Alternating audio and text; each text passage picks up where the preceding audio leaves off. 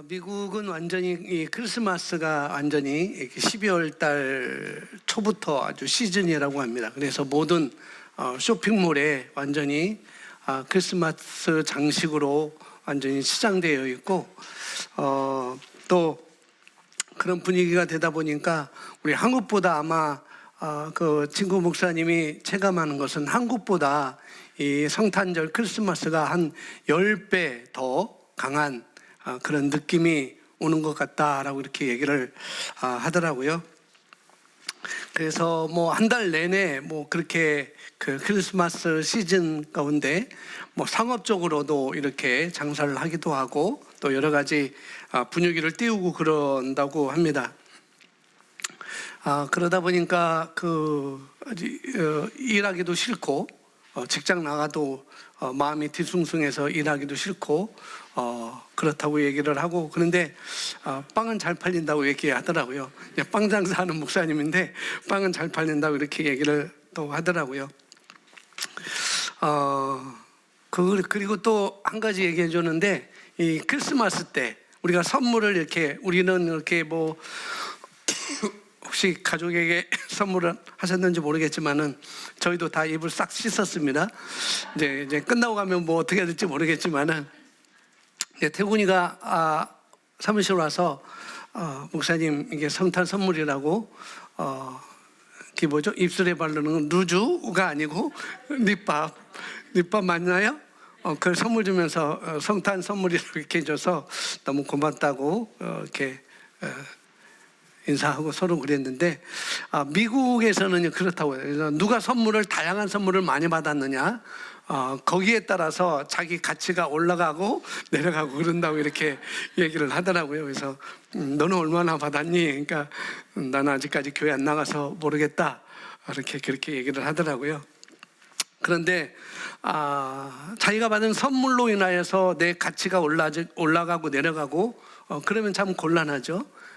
그럴 겁니다. 그런데 그런 선물보다, 물론 우리가 이 땅에 살면서 선물 받는 건 굉장히 좋습니다. 그런 선물보다도 더 중요한 것이 뭐냐면은 선물을 주는 사람도 중요하겠고 또 선물을 받는 사람도 중요하겠고 여러 가지 중요할 텐데, 그런데 그런 선물보다도 어떤 것으로도 대체할 수 없는 하나님의 선물이 우리에게 주어졌다는 것, 그것이 너무나 최고의 선물인 것이죠. 그래서 우리 한번 옆에 분이든지 뒤에 분이든지 가장 가까이 있는 분에게 그런 인사를 해주시기 바랍니다. 당신은 하나님께서 내게 주신 가장 좋은 선물입니다. 다시 한번, 당신은 하나님께서 내게 주신 가장 좋은 선물입니다. 예. 이게 부부가 아닐지라도 우리는 다 그리스도 안에서 하나님께서 주신 다 좋은 선물입니다. 아멘. 먼저 우리가 영상을 잠깐 한 2분 정도 영상인데요, 잠깐 영상을 보도록 하겠습니다. 영화 Son of God, 그 예수님의 일대를 다 편집한 건데요. 오늘 기회가 되시면은 뭐 넷플릭스에서 보든지 유튜브에서 보든지 아마 Son of God을 한번 시청해 보는 것도 좋을 것 같습니다. 오늘이 바로 예수님 생일이라고 이렇게 우리들이 전국적으로 전 세계적으로 이렇게 모이고 있는데, 그러는데 예수님의 생일이 언제인지 정확히 모릅니다. 그 로마 34년인가요? 그때 60인가 이제 콘스탄틴 아우구스가 이제 기독교를 국교로 정하면서 이제 그때부터 11월 25일을 예수님의 탄생일로 우리가 이렇게 정하자 해서 그때부터 이렇게 유래가 된 것이고요. 정확히 예수님이 언제 태어났는지 성경에 기록되지 않았습니다. 몇 월 며칠이라고 기록되지 않았고요. 그래서 예수님의 생일이 언제인지 아무도 모르죠. 저도 모릅니다. 그냥 우리가 12월 25일 날 예수님의 생일이다, 성탄절이다 이렇게 내려왔기 때문에 이렇게 우리가 이렇게 보내고 있는 거고요. 예수님이 태어나셨을 때, 그분이 태어나셨을 때 사실은 아무도 관심이 없었어요. 어느 누구도 관심이 없었습니다. 아까 잠시 영상에 나왔던 것처럼 동방에서 사우디아라비아 그쪽에서 동방박사 세 사람이 별을 관찰하고 별에 대해서 관심을 가졌던 그 동방박사들이 별을 보고 별을 따라서 왔을 때 그 별이 멈춰 있는 곳에 가서 아기가 태어난 것을 보고서 경배를 하게 되고 들에서 목자들이 이제 천사가 나타나서 너희를 위해서 누가복음에 말하는 것처럼 너희를 위해서 구주가 날 것이다, 기쁜 소식이다, 복된 소식이다 라고 이렇게 말해줬을 때 목동들이 가서 예수님을 탄생을 또 축하하고 그랬습니다. 뭐 그분이 예수님이라는 것을 아무도 사실상 몰랐죠. 많이 몰랐고 아까도 여기 나왔지만 뭐 예수님이 산부인과에서 태어난 것도 아니고 그리고 몸조리를 하셨는데 어느 산후원에서 몸조리 하셨는지도 그게 절대 나오지 않죠. 아무도 몰랐습니다. 그러나 별이 하늘에 갑자기 나타나고 동방박사들이 그 별을 따라서 예수님께 찾아왔고 성경은 그렇게 구약성경에서 유대인들이 그렇게 믿었던 구약성경에서 그 수차례 수백 번 여러 선지자를 통해서 그렇게 예언을 했지만은 그들은 예수님을 그렇게 오실 줄을 전혀 몰랐죠. 왕궁에서 태어날 줄로 그렇게 알았습니다. 그러나 유대인들은 기대하긴 무진장 기대했어요. 메시아가 오면은 우리가 이제는 이 로마의 속박에서 우리가 로마의 식민지에서 우리가 벗어날 것이다. 우리는 해방될 것이고 우리에게는 자유가 있을 것이다라는 그런 기대가 그들 속에 가지고 있었었죠. 그런데도 불구하고 예수님은 그 로마 왕국, 이스라엘 왕국에서 태어나지 아니하시고 베들레헴 아주 작은 마국간에서 그렇게 태어나셨습니다. 우리는 관심도 없었고 그분이 오실 줄 아무도 몰랐던 거죠. 예수님이 돈이 없으셔서 마국간에서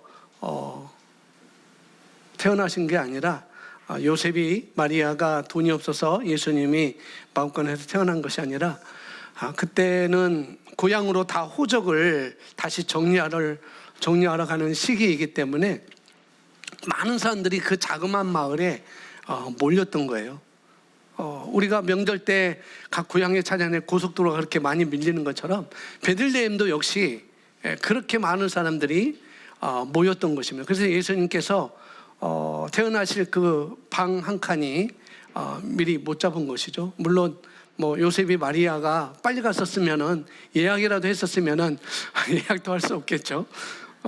빨리 갔었으면은 그 뭐 방이라도 하나 얻었을 텐데 어쨌거나 배부른 그 산딸이 다 돼서 배부른 그 몸을 가지고 걸어간다는 것은 뭐 나귀를 타고 간다는 것 많이 힘들었겠죠. 아무래도 아기가 언제 나올지도 모르겠고 기대는 했지만 또 예수님이 그렇게 올 줄 아무도 몰랐습니다. 관심도 없었고요.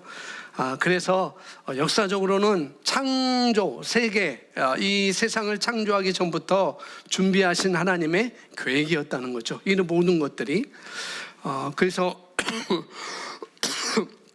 역사적으로 예수님께서 아주 그 몇 년 전에 대충 몇 년 전에 지금으로부터 2021년 전에 예수님이 태어나신 거죠. 그런데 그 성경 역사학자들이 얘기하는 거 보면은 예수님은 사실상 BC 기원전 4년 전에 예수님이 태어났다라고 이렇게 말을 하고 있습니다. 그래서 그렇게 따진다면 예수님은 태어나신 지 2025년이 이렇게 되는 거죠. 네, 그냥 2021년으로 이렇게 BC AD로 이렇게 나눠지기 때문에 기원전, 기원 후, 기원이 여기 있는데 기원전, 기원 후로 나눠지기 때문에 그래서 2021년 생일로 이렇게 우리가 기억을 하고 있습니다. 지금부터 정확히 하면은 2025년 전 BC AD 세계 역사적인 기준으로 보면은 2021년 전에 예수님이 그렇게 태어났죠. 그렇게 얘기합니다. 그리고 여기 영화에서 나온 것처럼 예수님이 그렇게 미남이지는 않았다고 이렇게 얘기합니다. 영화이기 때문에 브래드 피트라는 그런 미남을 주인공으로 이렇게 해서 이렇게 한 거지. 예수님이 그렇게 모르겠어요. 역사신학자들은 그렇게 예수님도 그냥 평범한 사람이었을 것이다 라고 이렇게 얘기를 합니다. 그런데 여기 우리 성경을 한번 제가 다 써놓지 못했어요. 성경을 한번 여러분 펴보시기 바랍니다. 마태복음 1장 18절부터 오늘 2장부터인데요. 마태복음 1장 18절부터 보시면은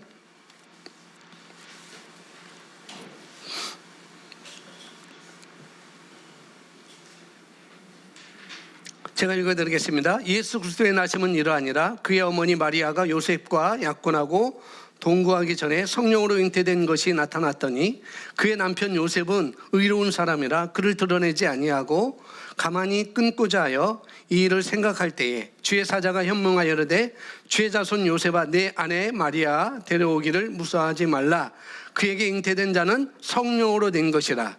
아들을 낳으리니 이름을 예수라 하라. 이는 그가 자기 백성을 그들의 죄에서 구원할 자이심이라 하니라. 이 모든 일이 된 것은 주께서 선지자로 하신 말씀을 이루려 하심이니라. 이르시되 보라 처녀가 잉태하여 아들을 낳을 것이요 그의 이름을 임마누엘이라 하리라 하셨으니 이를 번역한즉 하나님이 우리와 함께 계시다 함이니라. 요셉이 잠에서 깨어 일어나 주의 사자의 분부대로 행하여 그의 아내를 데려왔으나 아들을 낳기까지 동침하지 아니하더니 낳음에 이름을 예수라 하니라. 헤롯 왕 때에 22장 1절 헤롯 왕 때에 예수께서 유대 베들레헴에서 나심에 동방으로부터 박사들이 예루살렘에 이르러 말하되 유대인을 왕으로 나신 이가 어디 계시냐? 우리가 동방에서 그의 별을 보고 그에게 경배하러 왔노라 하니 헤롯 왕과 온 예루살렘이 듣고 소동한지라. 왕이 모든 대제사장과 백성의 서기관들을 모아 그리스도가 어디서 나겠느냐 물으니 이르되 유대 베들레헴이오니 이는 선지자로 기록된 바 이렇게 기록된 바 또 유대 땅 베들레헴아 너는 유대 고을 중에 가장 작지 아니하도다. 내게 산 다스린 자가 나와서 내 백성 이스라엘 목자가 되리라 하셨음이니이다. 이에 헤롯이 가만히 박사들 불러 별이 나타난 때를 자세히 묻고 베들레헴으로 보내며 이르되 가서 아기에 대하여 자세히 알아보고 찾거든 내게 구하여 나도 가서 그에게 경배하게 하라. 박사들이 왕의 말을 듣고 갈새 동방에서 보던 그 별이 문득 앞서 인도하여 가다가 아기 있는 곳에 곧 위에 머물러 서 있는지라. 그들이 별을 보고 매우 크게 기뻐하더라. 집에 들어가 아기와 그의 어머니 마리아가 함께 있는 것을 보고 엎드려 아기께 경배하고 보배함을 열어 황금과 유황과 모략을 예물로 드리니라. 그들은 꿈에 헤롯에게로 돌아가지 말라 지시하심을 받아 다른 길로 고국에 돌아가니라. 아멘. 여기까지 보겠습니다.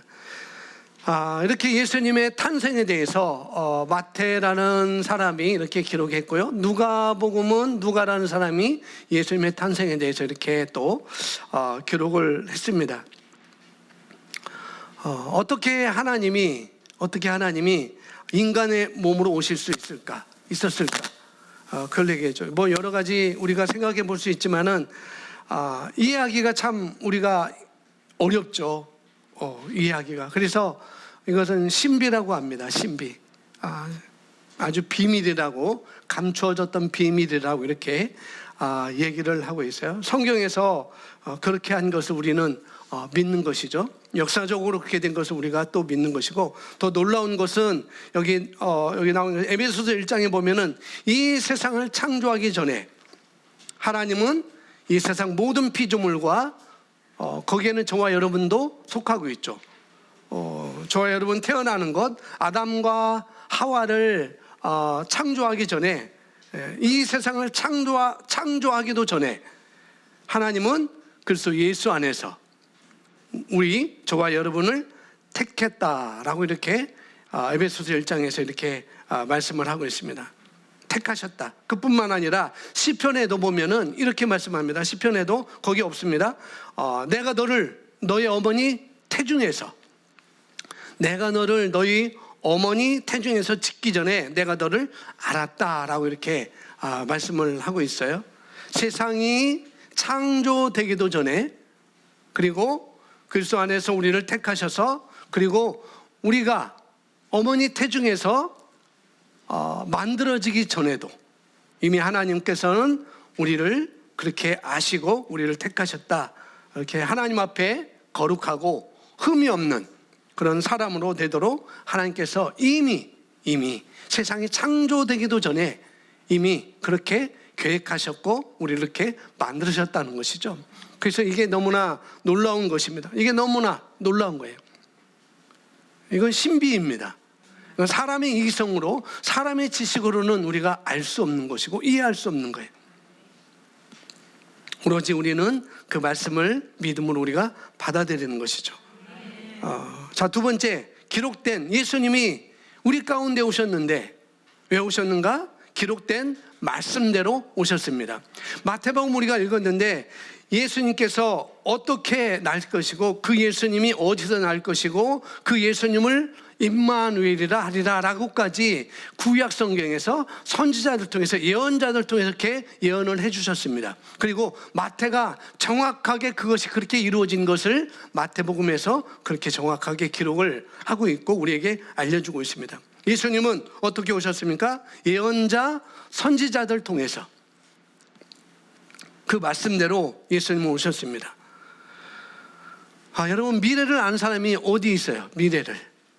여러분, 1년 뒤에 어떻게 될지 여러분이 아세요?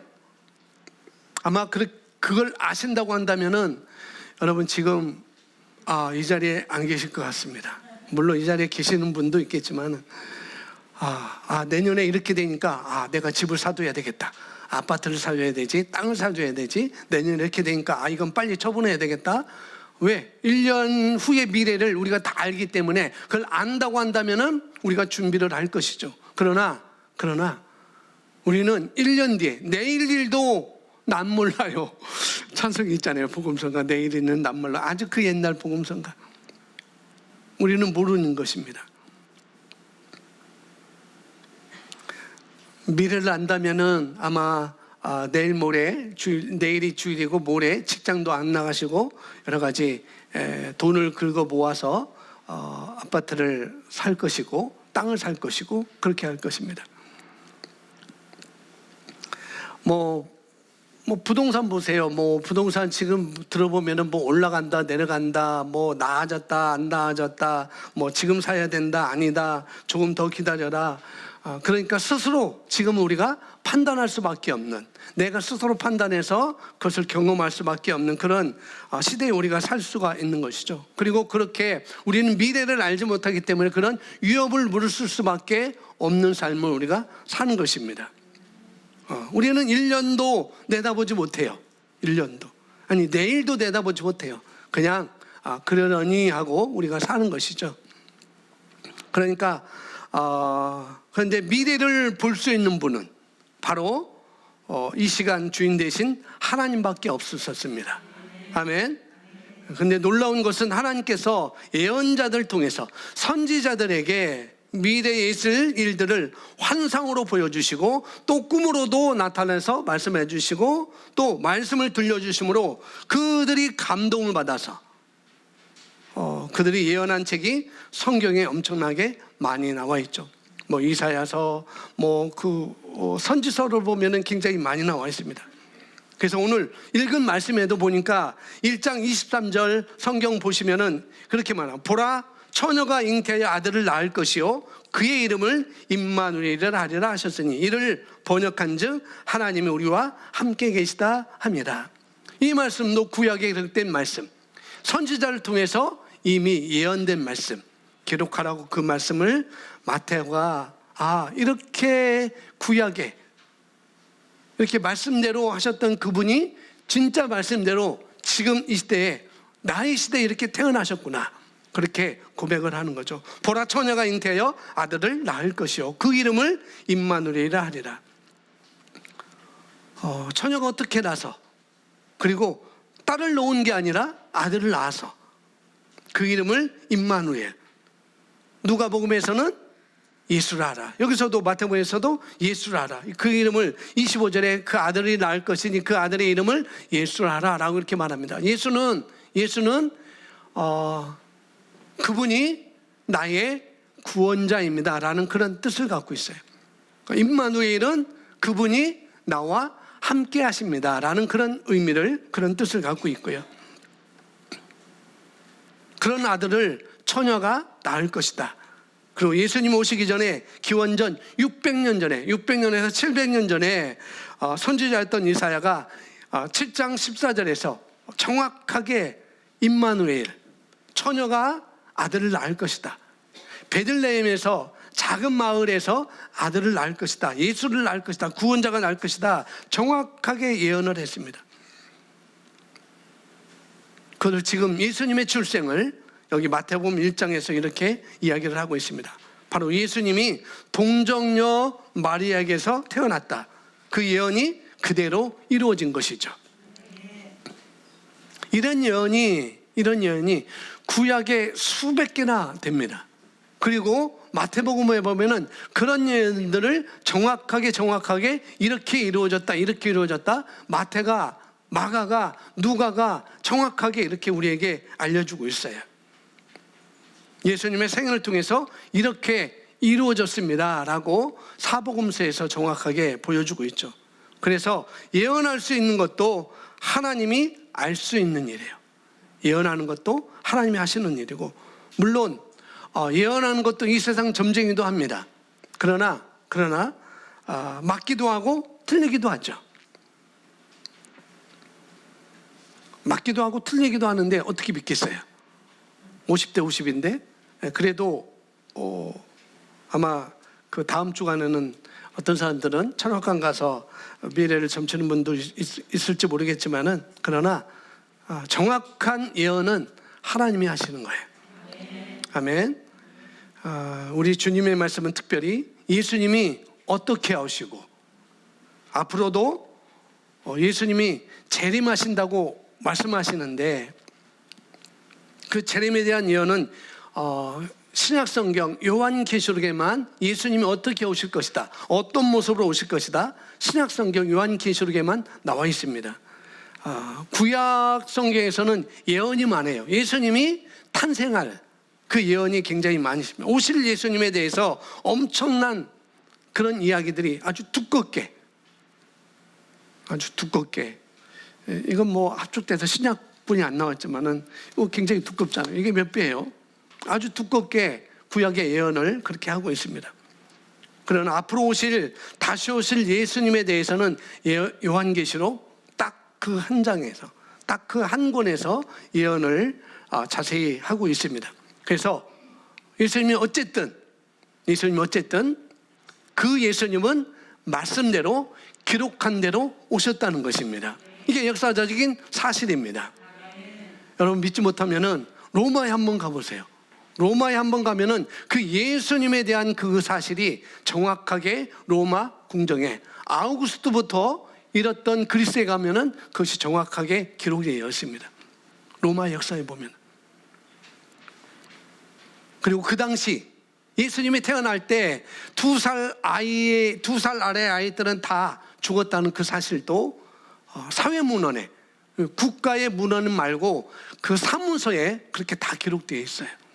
역사적으로 예수님은 그렇게 태어나셨고, 또 말씀대로 예수님은 태어나셨습니다. 자, 세 번째는 그 예수님은 말씀대로, 기록된 대로, 예언한 대로 오셨습니다. 그리고 세 번째는 예수님은 우리 가운데로 오셨다는 것이죠. 요한복음 다시 한번 성경 찾아보시면 요한복음 1장입니다. 요한복음 1장 보시면은 10절부터 보시면은 10절부터 18절까지, 자, 우리 함께 읽어볼까요? 그가 시작. 그가 세상에 계셨음에 세상은 그로 말미암아 자기 땅에 오매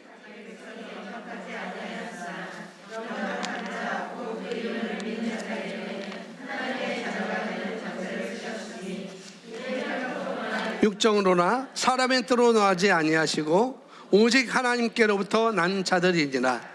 말씀이 육신이 되어 우리 가운데 거하심에 우리가 그의 영광을 보니 아버지의 독생자의 영광이요 은혜와 진리가 충만하더라. 요한이 그에 대하여 증언하되 외쳐 이르되 내가 전에 말하기를 내 뒤에 오시는 이가 나보다 앞선 것은 나보다 먼저 계심이라 한 것이 이 사람을 가리킴이라 하니라. 우리가 다 그의 충만한 데서 받으니 은혜에 의해 은혜더라. 율법은 모세로 말미암아 주어진 것이요 은혜와 진리는 예수 그리스도로 말미암아 온 것이라. 본래 하나님을 본 사람이 없으되 아버지 품속에 있는 독생하신 하나님이 나타나셨느니라. 아멘. 여기 18절 마지막 절에 보니까 본래 하나님을 본 사람이 없으되 아버지 품속에 있는 독생하신 하나님이 나타나셨느니라. 우리 가운데 나타나신, 우리 가운데 오신 하나님, 그분이 바로 예수님이시죠. 너무나 28절에서 하나님을 본 사람이 누가 있겠어요? 모세 말고 누가 있겠습니다. 아무도 없어요. 그런데 외아들인 그 말씀이 육신으로 오신 예수님이 하나님을 바로 우리 가운데 나타내 보이신 것이죠. 그래서 예수님은 이 말 때문에 죽었어요. 나를 본 자는 아버지를 보았다. 이 말 때문에 네 인간인 주제에 내가 감히 거룩하신 하나님을 내 아버지라고 해? 그다음 신성 모독죄로 해서 예수님이 십자가에 그것을 하나 고리로 걸어서 예수님은 십자가에 달려 죽게 한 것이죠. 예수님은 당당히 그렇게 말씀하셨죠. 나를 본 자는 아버지를 보았다. 그렇게 말씀하십니다. 그분이 저와 여러분 가운데로 오셨습니다. 아멘. 우리 가운데 오셨어요. 자, 왜 오셨습니까? 우리 가운데 왜 오셨어요? 네 번째, 우리를 위한 속죄 제물이 되시려고 오셨어요. 이게 가장 중요합니다. 말씀대로 오셨고 우리 가운데 오셨고 그 다음에 네 번째는 우리를 위한 속죄 제물이 되기 위해서 오셨다는 거예요.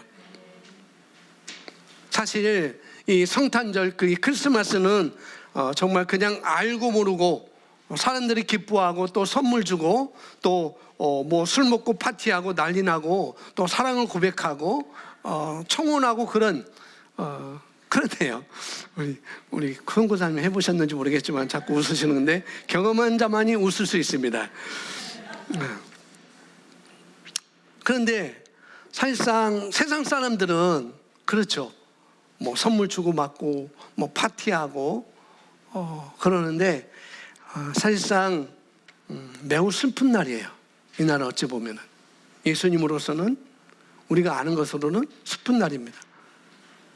이 아이는 왜 태어났어요? 세상 죄를 지고 가는 하나님의 어린 양으로서 우리를 대신해서 피 흘려 죽으시려고 속죄 제물이 되시려고 그분은 오신 것입니다. 다른 방법이 없었느냐? 예, 없었습니다. 다른 것은 전혀 없었어요. 여러분 성경을 보시면은 그건 알 수 있을 거예요. 공의로우신 하나님께서 그 공의로우신 하나님께서 정말 저와 여러분이 그 지은 죄, 그 죄를 내가 안 지은 걸로 볼게 하신 것도 아니었습니다. 그분은 공의로우셔요. 그냥 안 지은 걸로 볼게 하신 것도 아니었고 또 뭐예요? 내가 오늘 너희 죄를 봐줄게 그러시는 분도 아니에요. 그분은 공의로우신 분이십니다. 죄에 대해서는 어떻게 해요? 신약성경에 죄의 삭은, 죄의 대가는 사망이라고 그랬습니다. 그게 바로 하나님의 공의로우심이죠. 그런데 그 죄 없는 아들 예수님을 이 땅에 보내주셔서 우리 가운데 보내주셔서 그분이 우리의 죄값을 감당하게 하시고 어디에서? 십자가에서 죽고 장사한 지 사흘 만에 부활할 수 있도록. 그래서 예수님은 저와 여러분을 위해서 속죄 제물로 오신 것입니다. 우리 각 사람 마음속에 그렇게 오신 거라는 것이죠. 그래서 구약 성경에 예수님이 오셔서 하실 것에 대해서 많은 것을 표상으로 이렇게 보여줬어요. 그래서 이스라엘 백성들이 죄를 지어요. 죄를 지었습니다. 그런데 죄의 대가는 사망이라, 죄를 가지고는 하나님 앞에, 거룩하신 하나님 앞에, 공의로우신 하나님 앞에 나갈 수 없기 때문에 반드시 그 죄값을 대신 치러야 돼요. 근데 하나님은 사랑이시라, 사람을, 창조 피조물을, 우리 사람을 죽이시는 하나님이 아니기 때문에 어떻게 해요? 내가 죽어야 되는데 대신 염소나 양이나 송아지를 내가 가지고 오면은, 그것이 대신 너를 위해서 죽어서 피를 가지고 들어오면은 내 죄가 사해진다. 그렇게 구약에서 그렇게 표상으로 이렇게 보여주죠. 우리의 죄를 대속하는 것에 대해서. 양을 가지고 들어오면은, 염소 2마리를 가지고 들어오면은 제사장이 염소 1마리에 손을 얹어서 그 사람의 죄를 위해서, 김기현의 죄를 위해서 그 염소의 머리에 제사장이 안수하고 기도합니다. 김기현이 1년 동안 이런 죄를 졌네요. 부모님을 속썩였네요.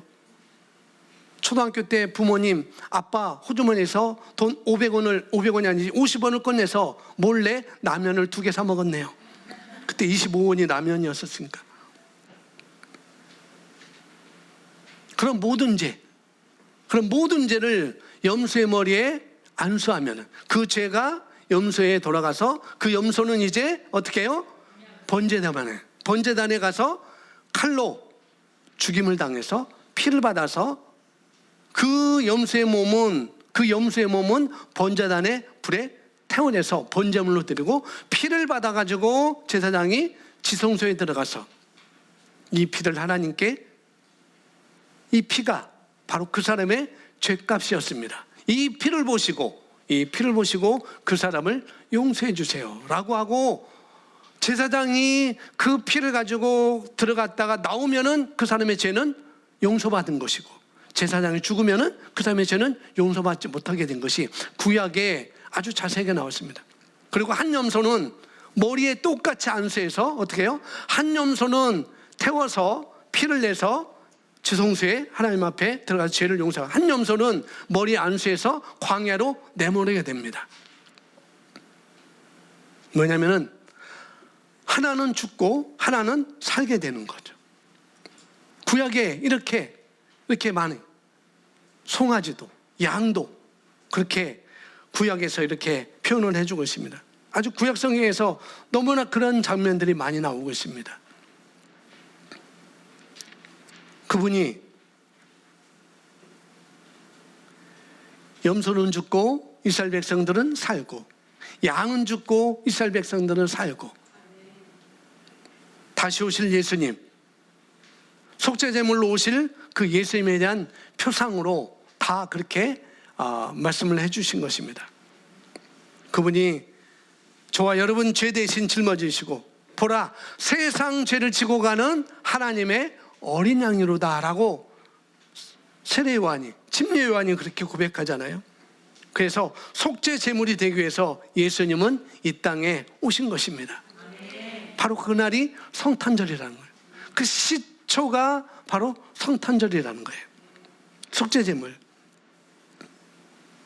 그래서 요한복음 1장 29절 우리 읽지 않았지만은, 보라 세상 죄를 지고 가는 하나님의 어린 양이로다 라고 침례와 세례 요한이 그렇게 고백을 하는 것입니다. 예수님은 세상에 태어난 모든 인류의 죄를 짊어지고 가시기 위해서 오셨고, 짊어지고 또 가셨고, 죄 문제를 완전히 해결했습니다. 그래서 우리가 늘 나누는 말,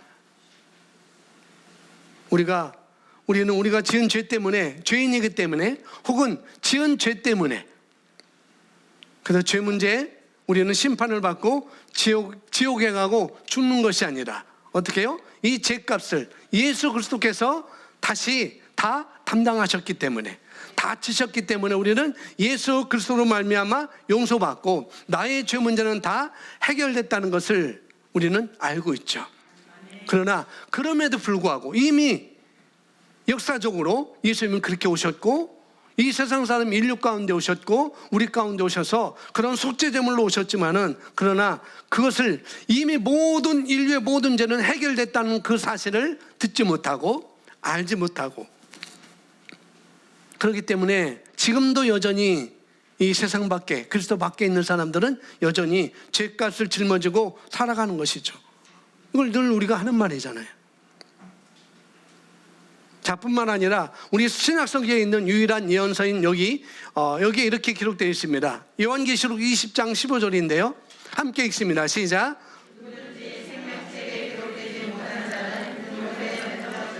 예, 이 생명책이 무슨 생명책이냐? 다음 21장 27절에 나와 있습니다. 함께 있습니다.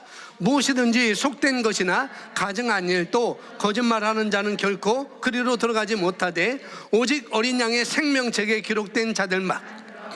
예, 이것은 바로 새하늘과 새 땅이 열리고 불못이 있어요. 새하늘과 새 땅이 열리고 불못이 있습니다. 산자와 죽은 자, 예수 믿는 사람과 믿지 않는 이 세상이, 이 지구상에 태어난 모든 아담의 후손들이 다 부활해서, 그 사람이 믿든지 안 믿든지, 아담의 후손들은, 이 인류에 있는 모든 사람들은 죽어서 다 부활하게 되어 있습니다. 무덤에나 다 부활하게 되어 있어요. 그리고 마지막 부활날이 오면, 그때 예수님이 재림하고 부활하게 되면, 그때 어린 양의 생명책에 있는 자들만 하나님 나라 새하늘과 새 땅으로 들어가게 되는 것이고, 새 예루살렘 성으로 들어가는 것이고, 요한계시록 22장이 마지막 장인데요, 그 마지막 장 앞에 21장 20절에 이렇게 기록되어 있어요. 바로 이 어린 양이 우리 죄를 담당하러 오신 것입니다. 자, 여기까지가 우리 예수 그리스도께서 이 땅에 오신 내용의 전부 내용이라는 거죠. 자, 그러면은 이 모든 일이 왜 하나님께서 우리가 태중에, 우리가 어머니 뱃속에서 태어나기도 전에 왜 우리를 알았고 왜 우리를 택하셨는가?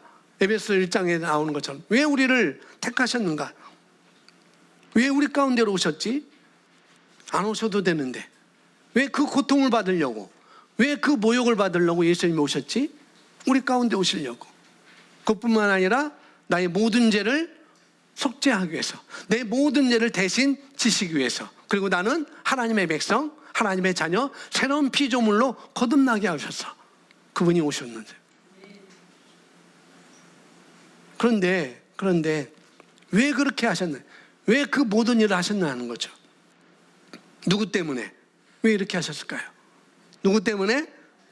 예, 그것은 바로 하나님이 우리를 사랑하시기 때문에, 저와 여러분을 사랑하시기 때문에, 나를 사랑하셔서, 여러분을 사랑하셔서, 내가 멸망하기 때문에, 내가 멸망해서 지옥불에 영원히 들어가 죽어야 되는데 죽지도 않죠. 죽으면 얼마나 좋겠어요. 죽으면 끝나는데, 영원한 불문에서는 죽지도 않고 영원히 고통 속에 살 수밖에 없는 그런 멸망 속에 살아가는 나를 위해서 그 예수님이 오셨다. 나를 사랑하기 때문에. 아멘. 영원한 생명을 얻을 수 있도록 하기 위해서 하나님은 그 아들 독생자 예수 그리스도를 저와 여러분에게 보내신 것입니다. 아멘. 세상에 이렇게 끔찍한 값이 없을까요? 값. 우리가 물건만 사도 그냥 돈만 내면 그 값은 치루어지는데, 그죠? 여러분 자녀가 마트에 가서 모르게 그냥 풍선껌 하나, 아니 풍선껌이 뭐지? 롯데껌 뭐죠? 그 이브라는 껌이 있었죠? 그 껌을 하나 갖고 나왔어요. 근데 주인이 그걸 봤어요. 너 이놈, 왜 훔쳐가? 돈 내야지. 너 경찰서 가야 돼. 그 소리를 듣고 아빠가 들어왔어요. 왜 그러십니까? 얘가 이 껌 하나를 가지고 돈도 안 내고 나가려고 그랬어요. 그래요? 내가 얘 아빠인데 그거 얼마죠? 예, 450원입니다. 뭐 껌이 얼마인지 모르겠지만은 450원 됐어요. 그럼 어떻게 해요? 그럼 값을 치러진 거예요. 그게 그렇게 끔찍한가요? 아니죠. 그렇게 끔찍하지 않아요. 그 아이로서는 그게 끔찍하지 않아요. 잠시 부끄러울 뿐이고 아빠한테 꿀밤 한 대 맞을 뿐이지, 그것도 2시간 지나면은 다 잊어먹습니다. 아빠도 잊어먹고 자기도 잊어먹고 다 그래요. 그런데 이런 끔찍한 값이 어디 있었냐는 거죠. 이 세상에서 그 누구도 하나님이 자기 아들을 속죄 제물로, 자기 아들은 아무 잘못 없는데 이 세상 사람들의 잘못을 위해서 자기 아들을 내주셨어요. 이런 끔찍한 값이 어디 있었겠어요? 그것이 세상을 이처럼 사랑하사 독생자를 주셨으니, 우리가 요한복음 3장 16절을 우리가 다 외우는 말씀이잖아요. 그래서 우리가 우리를 이렇게 사랑하셨기 때문에, 그리고 그 사랑은 하나님의 엄청난 값으로 지불하셨습니다. 집사님, 이 세상에 가장 좋은 게 뭐예요? 귀중한 게 뭐예요? 집사님이 생각할 때, 최 집사님 생각할 때 어떤 거예요? 그냥 39빌? 39빌. 우리 기원이는 기원자매는 이 세상에 가장 좋고 귀한 게 뭘까? 선물로 생각한다면 골드바? 다이아몬드? 그럴 수도 있겠죠. 뭐 제가 너무 질문하는 것이 목사님이 영적으로 질문하는 거다라고 생각할 수 있어서 대답을 못한 건데, 금이잖아요. 금, 변하지 않는 금. 그 다음에 다이아몬드. 치과때 다이아몬드 받고 싶지, 그치? 금반지나, 금반지도 예쁜, 금반지보다 다이아가 더 낫겠지. 이건 금반지인데 다이아를, 남자는 다이아를 잘 안 끼는 것 같아요. 금이나 다이아로 하지 않고, 그러지 않고, 금도 만드시고 다이아를 만드시고 이 땅에 있는 모든 광물을 만드신 그 하나님께서 어떻게 해요? 금과 은으로, 다이아몬드로 지불하지 않으셨어요. 그렇게 그게 귀중하고 값이 나가는데도 불구하고 단지 그런 것으로 지불하는 것이 아니라 자기 아들을, 예수님을 대신 지불하신 것입니다. 예수님을 내어주신 거예요. 그래서 요한일서 4장 10절에 거기 안 써 있는데, 사랑은 여기 있으니 우리가 하나님을 사랑한 것이 아니요 하나님 우리를 사랑하셨습니다. 이렇게 말합니다. 우리 죄를 속하기 위하여 화목제물로 그 아들을 보내셨습니다. 그리고 로마서 5장 8절, 우리가 아직 죄인되었을 때 그리스도께서 우리를 위하여 죽으심으로 하나님께서 우리에 대한 자기의 사랑을 확증하셨느니라. 이렇게 말씀하시죠. 예, 우리가 늘 듣고 우리가 알고 외우는 그런 당연하고 아는 거라서 그냥 막연하게 오고 막연하게 그렇게 알지만 말하지만, 사실 속죄 제물로 자기 아들을 주었다는 것은 엄청난 것입니다. 그런 모든 이유와 모든 목적, 그 의미는 모두 전부 어디에 있어요? 나 때문에, 여러분 때문에 거기에 있었다는 거예요. 바로 저와 여러분을 구원하기 위해서, 나를 사랑하기 때문에, 여러분을 사랑하시기 때문에 하나님께서 그렇게 하신 것입니다. 그뿐만 아니라 5번째는 뭐예요? 지금 우리 안에 계신 그리스도시라는 것. 자, 골로새 1장 26절 27절 함께 읽습니다. 시작.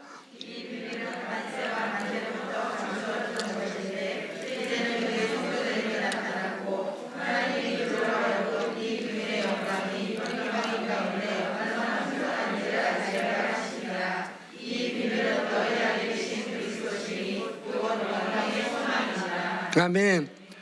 지금은 우리 안에 계신 예수 그리스도, 내 안에 계신 하나님, 드디어 예수 그리스도의 영이, 그 예수의 생명, 하나님의 생명이, 그 조의 생명이 저와 여러분 안에 들어올 수 있도록, 그리고 성전을 삼고 계시려고, 나의 몸을 성전 삼고 계시려고 하나님의 영과 거듭난 사람의 영이 하나가 되어서 이제는 새 생명 가운데 우리가 사는 것이잖아요. 아멘. 내 안에 그리스도가 살 수 있도록, 내 안에 내게 능력 주시는 그 성령님께서 저와 여러분 안에 살 수 있도록, 그런 새로운 사람, 한 새로운 피조물로 만들기 위해서 예수님은 이런 값을 치르신 것입니다. 골로새 1장 26절에 이 글의 비밀, 이 비밀이라는 거죠. 성경에도 이 비밀을 미스테리로 되어 있고, 헬라어 원어에도 미스테리온으로 되어 있어요. 미스테리온. 헬라어도 미스테리라는 거죠. 미스테리, 감춰진 비밀. 다른 말로 신비, 미스테리예요. 이 사건은 해결되지 않은 것, 알 수 없는 것, 누가 이랬는지, 왜 이랬는지 세상은 알 수 없다는 거죠. 그냥 신비 속에 쌓인 거예요. 이 비밀은 만세와 만대로부터 감추어졌던 것인데 아무도 몰랐다는 거예요. 하나님이 다 감춰 놓으셨어요. 미스테리로, 성경 속에. 만세와 만대로부터 감추어졌던 것인데, 여러분, 이 새로운 피조물이 이 계시의 이 복음을 듣고, 여러분 성경을 읽으면서 나도 옛날에 그렇게 공부하고, 이런 공부하고 저런 공부하고, 또 강해 설교, 성경 강해도 듣기도 하고, 또 유명한 목사님 설교도 듣기도 했지만 왜 이것을 우리가 몰랐을까? 그렇게 한국에 내놓으라 하는, 외국에 내놓으라 하는 목사님들 설교를 우리가 그렇게 들었지만 왜 이걸 우리가 몰랐을까? 그거 하나잖아요. 우리가 성경의 세 가지 접근, 율법적인 접근, 십자가의 완전성에 대한 접근하는 방법, 그리고 새로운 피조물의 접근 방법, 우리가 이 얘기를 하고 있는 거예요 지금. 여러분, 그런 관점에 따라서, 율법적인 관점에 따라서, 십자가의 완전성에 대한 관점에 따라서, 새로운 피조물의 계시의 복음에 대한 관점에 따라서 우리가 성경을 보면 그렇게 읽었음에도 불구하고, 그렇게 봤음에도 불구하고 어떻게 해요? 새롭게 보이는 거예요.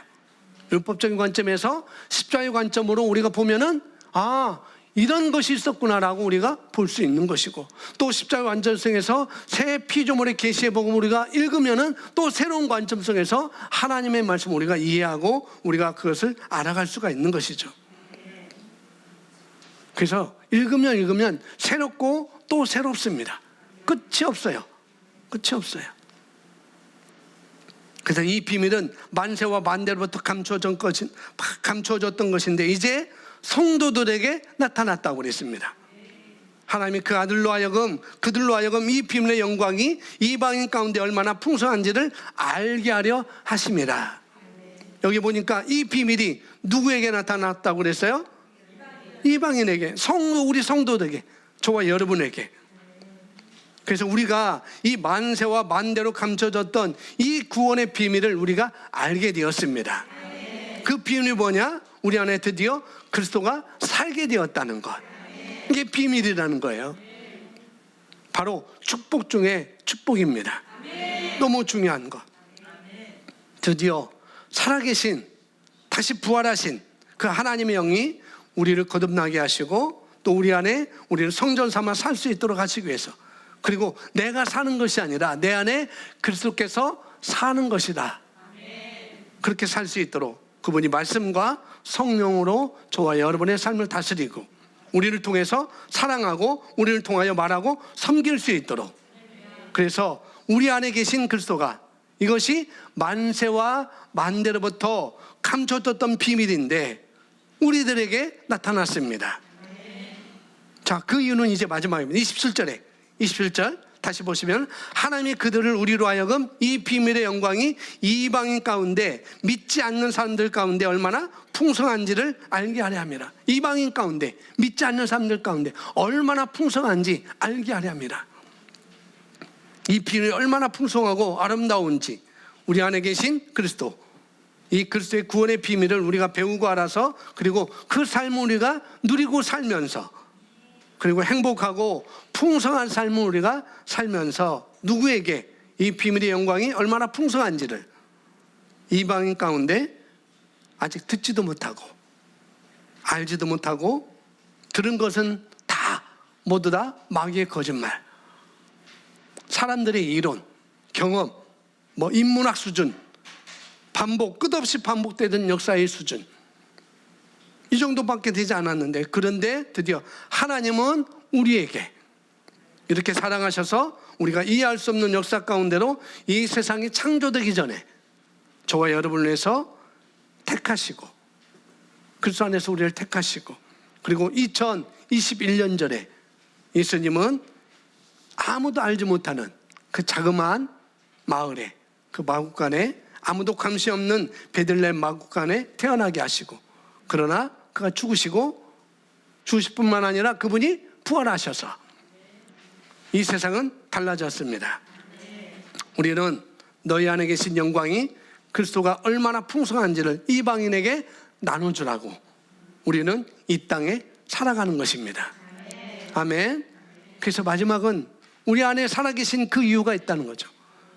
내가 그걸 깨닫고 그렇게 살아가고, 아직도 듣지도 못하고 알지 못하는 그들에게 그런 삶을, 너의 삶을 그렇게 알려줘라. 왜 내가 그렇게 살 수밖에 없고, 왜 내가 이렇게 행복하고 기쁘고 감사하며 살 수 있는지 내가 그걸 알려줘야 되지 않겠니? 그걸 위해서 예수님은 우리 가운데, 저 여러분 가운데 오셨다는 것입니다. 그것이 바로 복음인 것입니다. 그것이 바로 우리 성탄절에 우리가 알아야 될 메시지인 것이죠.